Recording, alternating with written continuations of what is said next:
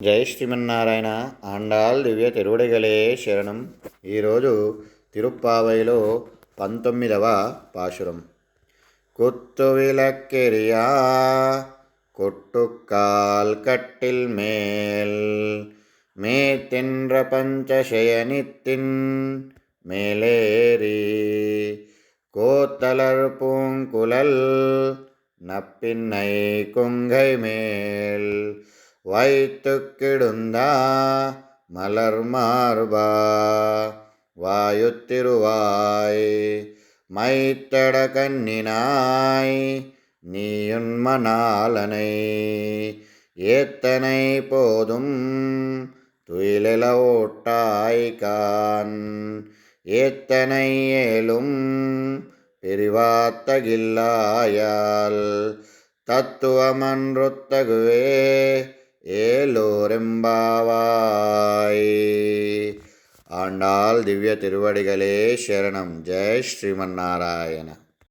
గోపికలు కిందటి పాశురములో నీలాదేవిని మేలుకొల్పి ఈ పాశురమును శ్రీకృష్ణుణ్ణి మరియు నీలాదేవిని కూడా మేల్కొనవలసినదిగా అర్థం చేసుకున్నారు. పరమాత్మ ఒక అమ్మను లేపడం కాకుండా ఇద్దరిని, శ్రీకృష్ణ పరమాత్ముని మరియు నీలాదేవిని ఇద్దరిని కలిపి లేపాలని చెప్పి పరమాత్ముని ఆశ్రయించినప్పుడు అమ్మవారిని ఆశ్రయించి చేరవలెను. అంటే దేవాలయానికి వెళ్ళినప్పుడు నేరుగా స్వామివారిని చూడకుండా ముందు అమ్మవారిని చూసి తర్వాత స్వామివారిని నమస్కారం చేసుకోవాలి. ఈ దేవాలయానికి వెళ్ళేటప్పుడు నేరుగా దేవాలయంలోనికి వెళ్ళకుండా ముందు ధ్వజస్తంభానికి నమస్కారం చేసుకొని ఆయా చుట్టుపక్కల ఉన్నటువంటి ప్రదక్షిణారూపకంగా ఉన్నటువంటి ఆయా దేవతలందరినీ కొలుచుకొని మొట్టమొదలుగా దేవాలయంలోనికి వెళ్ళి అమ్మవారిని నమస్కరించి తర్వాత స్వామివారిని చూడాలి. అలా ఆశ్రయించిన తర్వాత లక్ష్మీనారాయణులను ఇద్దరినీ సమానంగా సేవించవలేను. అందుకే గోపికలు ముందు నీలాదేవిని ఒక్కరిని మేలుకొల్పి ఈ పాశురమును లక్ష్మీనారాయణులకు మేలుకొల్పుచున్నారు. తనని గోపికలు అర్థించిరి కదా అని నీలాదేవి తలుపు తెరవబోయింది. ఆమెకు సంబంధించిన వారిపై పరమాత్మ అధిక ప్రేమ చూపించుతుంటాడు కనుక తానే వచ్చి తలుపు తెరవలేనని నీలాదేవిని వెనుకకు లాగి మంచంపై పడవేసెను. ఆమెపై తాను అద్వి పట్టి పడుకుండిపోయాడు. ఆమె స్పర్శ సుఖముచే ఓడలు మరిచి తలుపులు తెరవక ఊరుకుండెను. స్వామి మేలుకొలిపి తలుపులు తెరవలసిందిగా నీలాదేవిని అర్థిస్తున్నారు.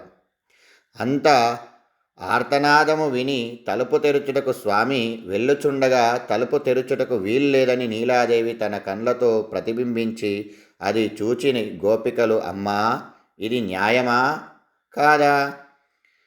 నిన్ను పిలిస్తే స్వామి ఆపుతున్నాడు, స్వామిని పిలిస్తే మీరాపుతున్నారు, ఇది న్యాయమేనా అని నీలాదేవిని అర్థించారు. స్వామిని కీర్తించటానికి వచ్చామని తన సుకుమారమైన చేతులకున్న గాజులు మధుర ధ్వనితో తలుపులను తెరవమని నీలాదేవిని మన ఆండాల్ తల్లి ప్రార్థించింది. ముందు ఆ పాశురంలో ఇప్పటి మాలికల్లో ఆండాలమ్మగారి ప్రార్థన నాలకించి నీలాదేవి తలుపు తెరవబోగా మన వారికెదురుగా ముందు ఈమె ఉండరాదని కృష్ణుడు ఈమెను తలుపు తెరవనీయకు ఆమెను బిగ్గరగా కౌగలించి పడక నుంచి లేవనీయలేరు. శ్రీకృష్ణుణ్ణి మేల్కొల్పమని అతడు మాటాడక ఉండుట అతన్ని మేలుకొల్పుచున్నామని ఆండాల్ అమ్మగారు నీలాదేవిని పదే పదే వేడుకుంటున్నారు. మనిషికి ఎన్ని శాస్త్రాలు బోధించినా శృంగారం అనేది ఎప్పుడూ ఆధ్యాత్మికత చూపుతూ ఉంటుంది మనిషిపై. శృంగారం అనేది శరీరాన్ని క్షీణింపచేసేది, కానీ దాని మనిషి ఇష్టపడుతాడు. దైవం మీదికి దృష్టి పెడితే మన ఆత్మకు మంచిది. అయితే శృంగారంతో భక్తిని కలిపి కొన్ని స్తోత్రాలు మనకు కనిపిస్తాయి. వాటిల్లో భగవంతునికి అమ్మవారికి మధ్య ఉన్న దివ్య లీలా రహస్యం మనకు కనిపిస్తుంది. పురాతన దేవాలయాలపైన చూసినా కానీ అమ్మవారి లీలా సరసం అనేటువంటిది మనకు కనిపిస్తూ ఉంటుంది. ఇదంతా మనకు ఏంటి అనిపిస్తుంది? మనకు నచ్చదు. భగవంతుని గురించి ఇలా ఎందుకు రాసి ఉన్నాము అనిపిస్తుంది. కమలాకు చచుక కుంకుమతో కస్తూరి కర్ధమాంకిత వక్షసే. కమలాకుచ కస్తూరి కర్ధమాంకిత వక్షే యాదవాద్రి నివాసాయ సంపత్పుత్రాయ మంగళమని మంగళం పాడుతుంటే ఆయనని ఏమని వర్ణిస్తాం? అమ్మ తన వక్షస్థలానికి కుంకుమ పాత్రములు రచించుకున్నది. ఆయన ఆలగితుడై దేహమంతా పూసుకున్నాడు. ఓహో, అలాంటి స్వామి నీకు మంగళం.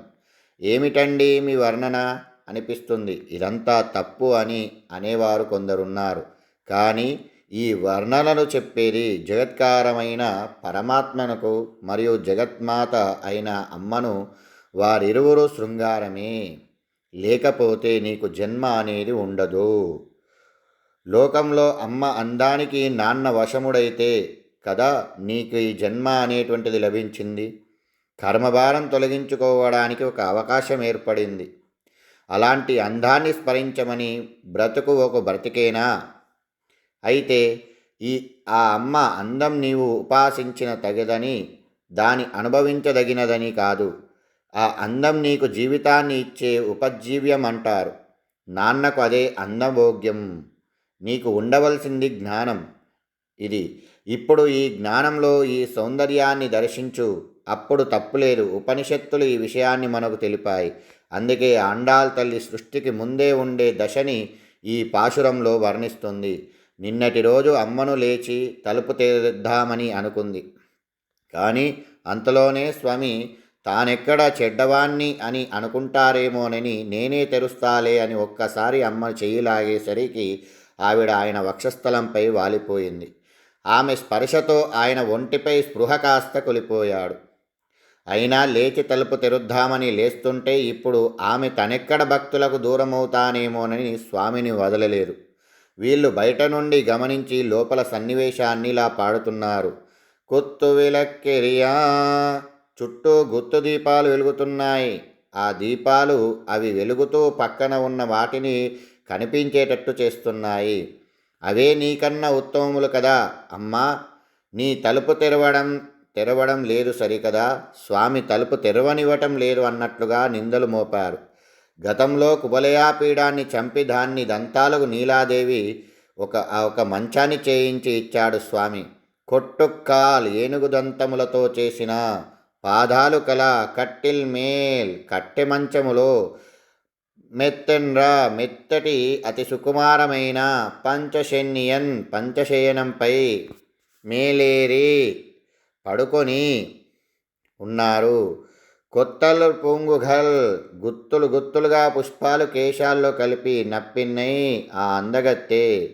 కొంగై మేల్ వక్షస్థలం వైత్తు కిడుందా, స్పర్శచే ముఖంలో పడి ఉన్న మాలర్ మార్భా వక్షస్థలం వికసించి ఉన్న స్వామి. వాయ్ తిరువాయ్, నోరైనా తెరవవచ్చు కదా. అంతలోనే సరే తెరుద్దామని స్వామి లేస్తుంటే ఇప్పుడు అమ్మ వద్దు నేను తెరుస్తా అని ఆయనకు కంటి చూపులతోనే వద్దని అనటంతో బయట నుండి వీళ్ళు ఆయన బయట నుండి వస్తానంటే రానివ్వటం లేదు అని అమ్మను పాడదామని మొదలుపెట్టారు. మైత్తడం కన్నినాయ్, కాటుకతో విశాలమైన కన్నులు కల నీవు ఉన్మాలనై నీ స్వామిని ఎత్తనై పోదుం తొయిలేరా, ఇప్పటికైనా లేపి ఒట్టాయి కాన్ మాకు చూపించవా. ఎత్తైన ఏలుం పిరువాత్తగిల్లాయాల్, ఒక్క క్షణం కూడా స్వామిని విడిచి ఉండవా. తత్తుమన్ృతగో అని నీ స్వరూపాన్ని ఇది తగదు అని కొంచెం కఠినంగా పిలిచారు. ఈరోజు స్వామివారిని మరియు నీలాదేవిని ఇద్దరిని కూడా మేలుకొల్పారు. జై శ్రీమన్నారాయణ. ఆండాళ్ దివ్య తిరువడిగలే శరణం.